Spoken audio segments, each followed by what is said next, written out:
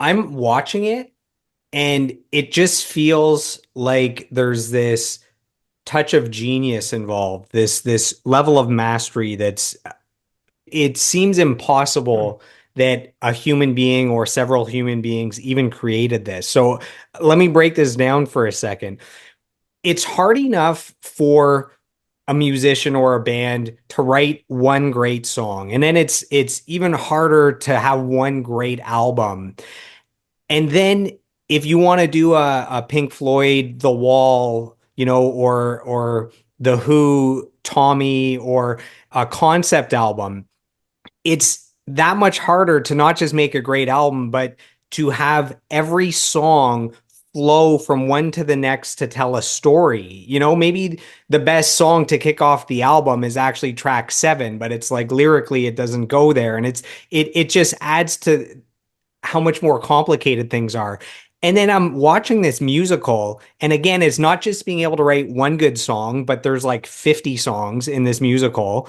And then it's again, they all have to go in order, and they have to tell an insanely complicated story.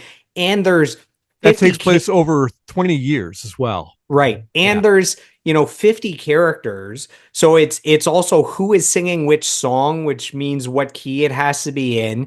And then they don't just have it where one person sings one song. It's dialogue back and forth where half of the time a character is finishing phrases of the other person. So it's not like you sing a line, I sing a line. It's like you sing the first 3 words of the line and I sing the last two. Like Yeah. the amount of mastery going on over a 3-hour period, I can't even fathom the amount of genius and work Yeah. for this to even exist. Yeah. Yeah. I was listening to it this morning, or yeah, this morning, for the 50th time, and sorry, maybe 500th time. And I was thinking about as well that in even in because they cover so much time, there's some songs where over the course of a 4 minute song, they move through several years of time. And like one of the examples of that is a song like the song where they introduce Washington, the Here Comes the General, the Right Hand Man song. And it gets into the whole bit. So it begins with the beginning of the revolution, and then he introduces George Washington as a character, and George Washington does this thing, we're a gunned up man, blah blah blah. And then it talks about Hamilton's role and about the British invading New York, and about Hamilton being involved in the battle there and stealing these British cannons. And then he goes to Washington and says, "Oh, Washington calls him and says, I need you to help me do this thing." And then Burr comes in, and Burr gets all angry because, or not angry, but he's just kind of George is very dismissive of him.